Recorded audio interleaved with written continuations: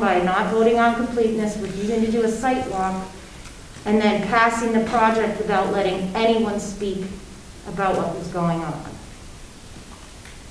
After 2.5 years, and I've seen this for 2.5 or 3 years because I've been helping Mr. Clifford. You know him very well. I've witnessed this planning board and the way they've treated, you know, Mr. Nelligan and Mr. Silk. You just rolled your eyes at Mr. Silk about his stack of If I'm rolling my eyes at anyone, paper. I'm being quite honest, I'm rolling at you. All right, This is all what right, I'm let's- talking let's- about. All right, let's, Unfortunately, stop. you did have a horrible argument with our chairman. I agree with No. you. I did not have a horrible You argument. two of you had a horrible. excuse exchange. me, I don't want to have you guys have an argument here because it's not helping us. Could this But I member, did read that in the minutes, so I know what you're talking about, Ms. Lynn. could this member introduce herself? I'm sorry, I didn't catch her name. Corey Lane. Courtney. So I'm aware of that, I did read the minutes. Okay, I just wanted to clear up what he was saying. Right, Thank you very much. you're welcome. Yes, So just a reminder, whatever you're doing tonight, you do it based on the record that's in front of you, the written record.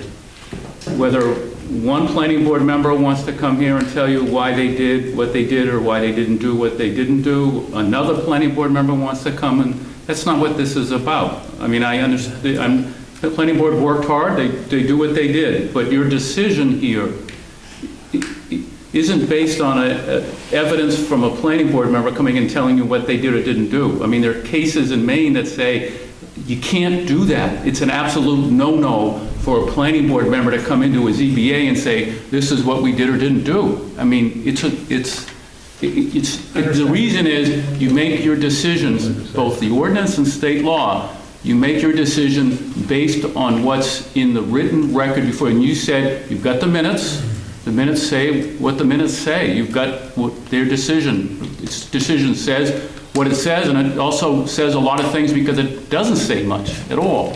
But my point is, it's not proper, however well-intentioned, it's just not proper for a planning board member to come before a Board of Appeals when they're hearing an appeal from what the planning board did, and one planning board member to say, this is what we were trying to do, this is what we did. It's just, there are cases that say you can't do that.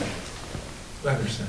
One of my best reliefs is that we don't have to go to the planning board meetings.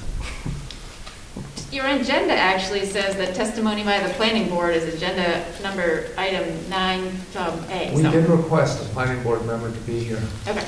because, I don't know who was here at the time, somebody, I don't know if it was Mr. Allen or not.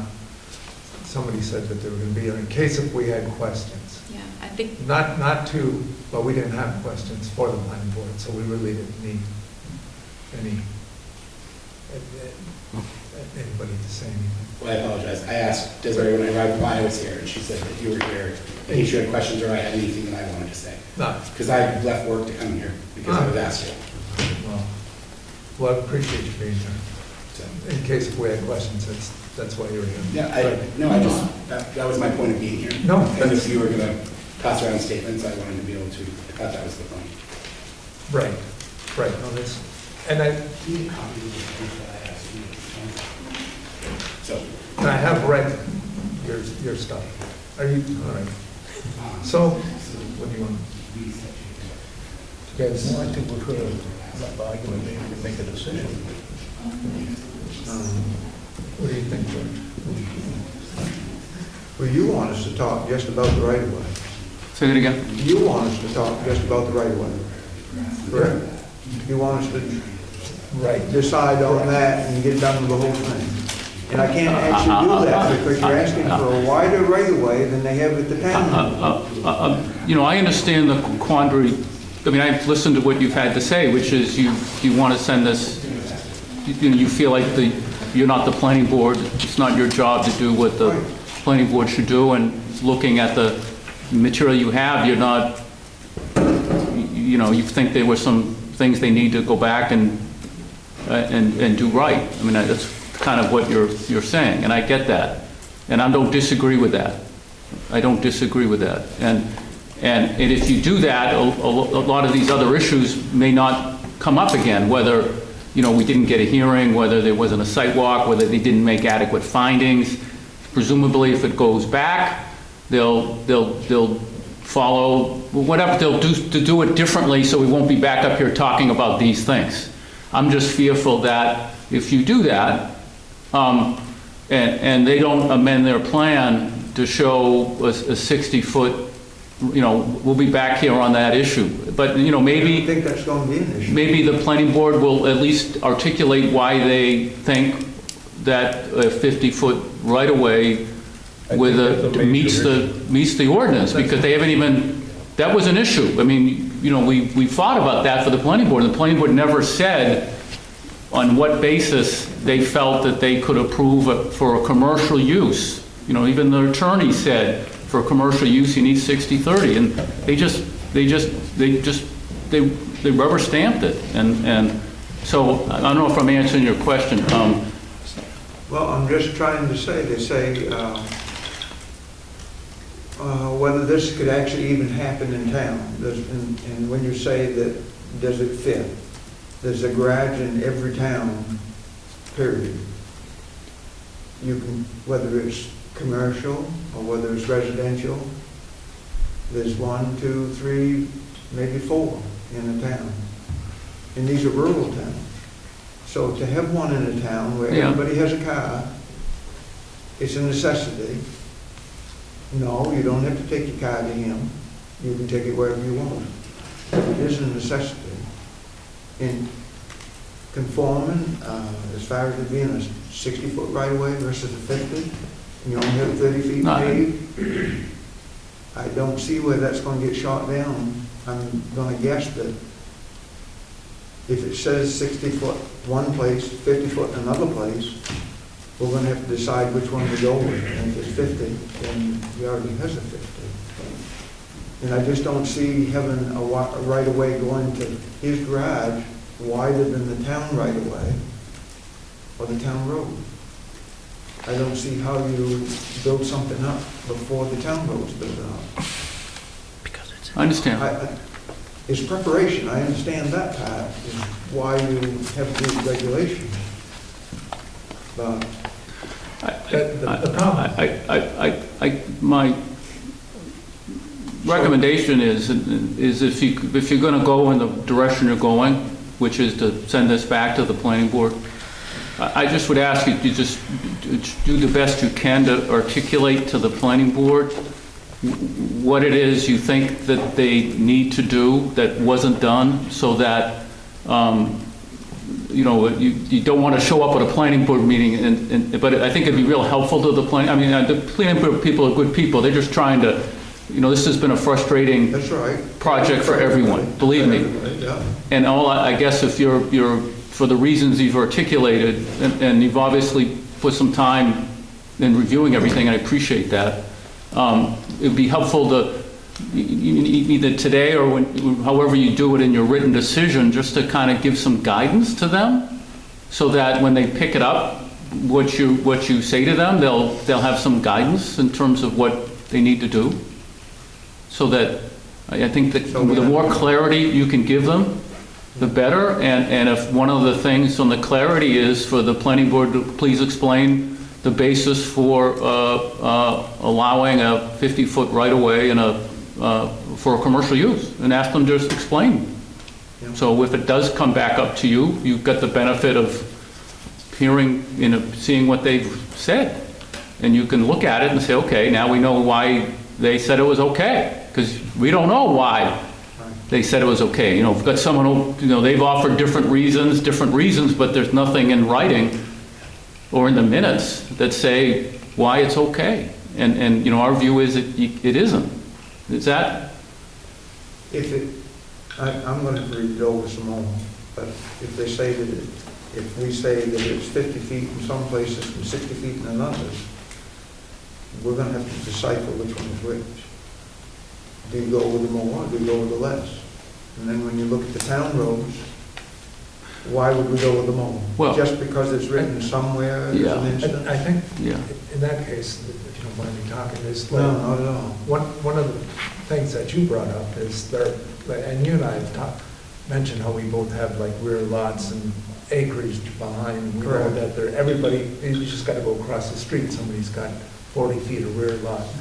So if they decide to make that commercial, like a real commercial thing, like a warehousing or something, Right. they're gonna need 60 feet. Because they will. Possibly, yeah. They will have If there's gonna be a Walmart or a. two tractor store. trailers going back and forth or something like that to use that rear lot. Is that applicable in this case? Right? I don't know. That's what the planning board is gonna do. And actually, Mr. Moreau's gotta figure out what he's gonna do with that 30 by 30. That's gotta be cleared up. So there's that. It's like, how commercial is that rear lot? That's the way I view it, right? If you got, because if you put something there, then it will grow. That'll happen. You want, That's what he's hoping his business will grow. yeah, and if that happens, do you want that person next to him or the town to regret not having a big enough right of way? And a right of way, when you have a right of way, it's just a right of way. It's not, it doesn't have to be, that just means you have access to that land. It doesn't mean it has to be. It doesn't have to be clear. It doesn't have to be clear, it doesn't have to be anything, you just have access to it. So it doesn't really change the whole rural aspect of it. It's just that if the chance comes, then you will. If you have a 30-foot wide pavement, you have to account for shoulders, ditches, and then back up to the tree line. So you have 15 feet on either side of the pavement to get to the 60-foot right-of-way. So you will clear out 60-foot wide to put in a road. That's, And and this is- there's no place that says you have to have a commercial road if there's a commercial use. And there's a number of commercial uses in the town that have driveways going to them. They don't have a 60-foot wide or a 30-foot wide paved road going to them. Yeah, I hear you, but I don't want to get in, and that's something for the planning board to do, not us, right? Yes, Ms. Quinn. Thanks. I might just suggest to you that Mr. Beckwith did provide the information that the Zoning Board of Appeals regarding their sort of thought process, whether that's allowed or not, I didn't brief that issue, I'm not really sure, but he told you they looked at this issue, and so you're sending it back to them to look at the issue when they have already gone through that process. And you're, again, bringing you back to the appellate standard here, we're looking at whether or not they acted contrary to the ordinance. Did they approve this application based upon the information they had before them? There's some case law, and I'll bring up just this one last bit of case law that says even though they don't put extensive findings on the record, or they don't extensively speak about it at a planning board meeting, that the court, Zoning Board of Appeals, can determine that they made implicit, that they decided what they needed to decide implicitly. If those facts are supported by the record, the extensive record in this case, the Zoning Board of Appeals can find, the Superior Court can find, the law court can find that their decision was supported by enough facts in the record, regardless of whether they wrote down or they stated out loud that the right-of-way only needed to be 50 feet and they were good with that. I think that is implicit in their determination and their decision to grant the application. I think they made that decision already. That's my point. It was one of the first things they had to make a decision on. Right. Yeah, and that's fine. The other things that aren't spelled out are the depth of the gravel or anything like that, as far as bringing that road up to a commercial grade. Commercial? Or, I mean, Mike, our surveyor, provided information about the gravel at one of the planning board meetings orally. It should be reflected in the minutes. But they did ask about that. Yeah. And I showed it on the plan. Yeah. Where the gravel is 15 foot wide is what was required, and that was 15 wide and the a depth. foot depth. Okay. Yeah, so we checked all of that, and the planning board did ask for that. Okay, good. And again, just my last pitch here for Attorney Soap to just spill all the issues he wants to talk about tonight, because some of the issues he brought up for this appeal were also brought up during his first appeal that they weren't touched on because you addressed the threshold issue, that legal issue that you made your determination on, which is fine. But if you're going to send it back to talk about, to make a finding about 50-foot right-of-way is fine, I don't want to be back up here on 50 other issues. So my last pitch here would be for Attorney Soap to present all of those to you tonight, to mull them over, decide what to do with them. I'll make my argument, counter arguments as well. So we don't have things that are still hanging out there that he's got concerns with. Shouldn't you be, that, and that another, is another one of my issues. These things should be taken up with the planning board. right? They were. They heard all of this stuff. So, So you've heard all of it, but you want him to say it again? What, because he gets to appeal it to you guys. And you guys are like, well, geez, I don't know if they looked at that. They did, they looked at everything. Well, we don't know, because we don't attend all of the meetings, but I'm thinking about maybe we should be adding. no, I mean, even in the minutes, I don't see anything like, like there are standards and stuff that should be issued, like vegetation plans and stuff like that, they're all part of a permit, right? And those aren't done. I don't see anything in the planning board saying, all right, so, you know, you'll grab somebody and you'll, when you create this roadway, that you'll go ahead and you'll put up whatever you have. for- Well, he's not creating a road, of course, that Reed Lane's been there for a Coombe age, you know, it's not a new road, I right? don't know, because I didn't see this. Okay, I'm telling you, the planning board knew, it's been there forever. And they did go through all of the standards that we needed to meet, and that's why they said we had a complete plan. We did show the vegetation buffer and all of that. So they went down through all of those requirements. Yeah, one by one, that should be in the minutes, or at least in the audio record. I mean, it was laborious. All right, I didn't see that in the minutes. Yes, Mr. Wright? Yeah, my name is Jeff Wright, Cosmosfield. Just a question for the CEO. When they do a driveway, and they have to put in 12 inches of gravel and 2 inches of road pad, does the soil underneath there get removed? And if it's contaminated, does it get properly disposed of? I You don't- mean like digging ditches in the town roads? Yeah. So- It's contaminated. What do they do with the dirt? They don't test it, I'm sure. No, they don't, and they don't want to test it, because they know it's contaminated, that's why they, Well, everybody people- drives a vehicle on the road, yeah, there's probably some, I know, that's why the state likes to give it away, because they don't want to be responsible for it. well, You can even talk to the state, they don't we want don't have much to do with that. it. Yeah. As far as the CEO being there and testing the soil? Well, I don't think it was just a town- question, it was just a question, that's all. Yeah, no, it's Because I it's know, great if you're getting right down to drinking water out of the ditch. because I know like that, like, I had my driveway done, they had to take out a bunch of loom, to, dig down, so they could put the gravel. I was just wondering if What they did with understanding. the, what they did with the loom, right? I got my, growing my tomatoes. Yeah. There you go. Just a question. Yeah, well, We don't have that answer. we don't have that, CO. And it's a moot point, because I guess it's already been done. So the gravel? According to the surveyor, it's already been put in, so I wouldn't know.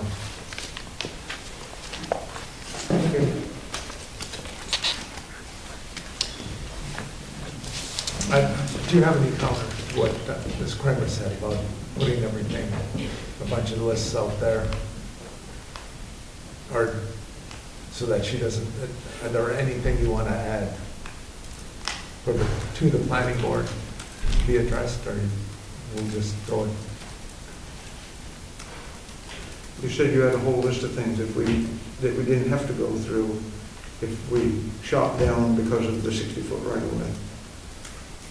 Do you want to bring mention to any of those?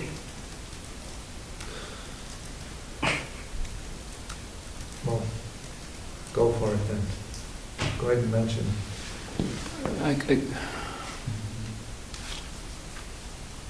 Again, you're gonna, at some point, you're gonna have to, depending on what they do, if it goes back to the planning board, at some point, somebody's got to decide what the standard is for the access way. And if it's gonna go back to the planning board, the issues, many of those issues that we raised are academic at this point, because it's gonna go back to the planning board. So Whether they made adequate findings, they're gonna go back to, so. you had to change, yeah. Yes. That's, The one thing that So We just don't want to be held, just saying, we're gonna make this decision when you say you have a whole list of other decisions, and you don't seem to be coming through. We did. We're gonna just hold on to them. All right, I that sounds good. would like to suggest then that this board determine he has waived his other arguments, because he's had the chance to present them tonight, he appealed on all of them, and I would like this board to determine that he's waiving them by not pressing them forward tonight in front of you.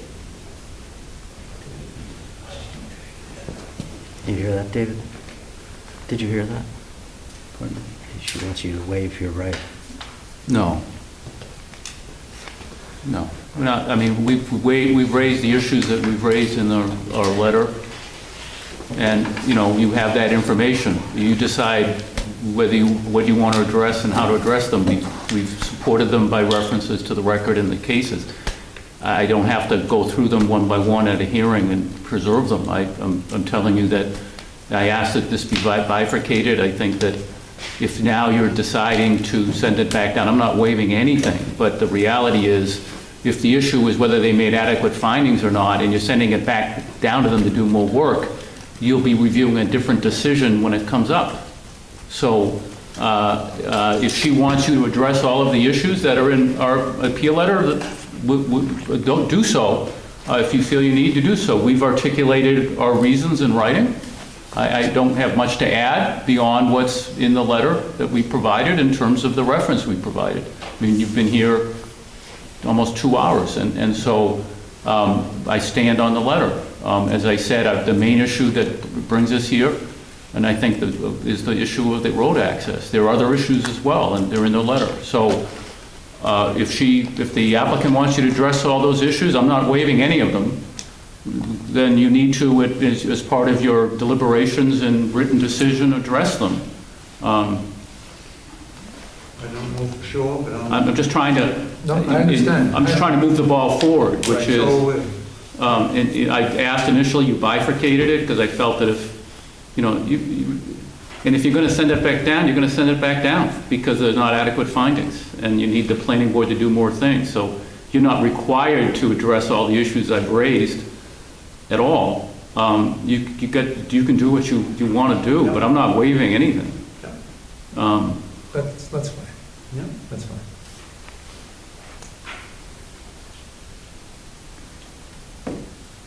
My question to the board at this point then would be, are you going to address those issues that he brought up in his letter? Because if this goes up to Superior Court, say, on an 80B appeal, I need to present my argument, because I didn't brief this like he did, other than in a short letter to you.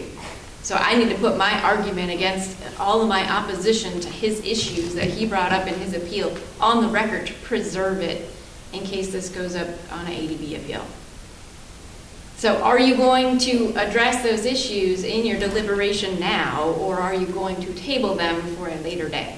it doesn't appear that we can address them because he's not going to bring them up. You're not going to address them, you said, Mr. Stacy? If he doesn't bring his issues up, then we aren't going to address them.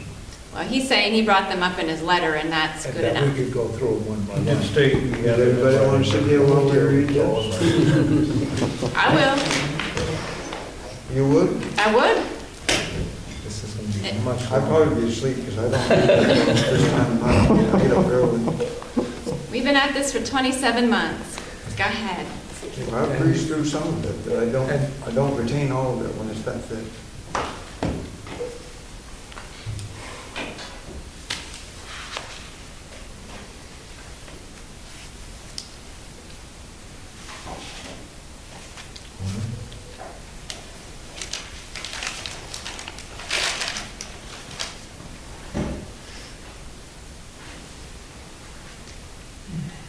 Well, I would- When at a convenient moment, can we take like a 2-minute break? yeah, go ahead, take a 2-minute break. Yeah, a good idea. Go for it. All the people. huh? Yeah, could we, Go, yeah, we'll take a break right now. 5 minutes or until you get back. I mean, at your discretion, Chair, Mr. Sounds good. I didn't hear anybody talking. Go for it. I was sitting too long, I couldn't get up. Sitting too long, Don? Who bought that?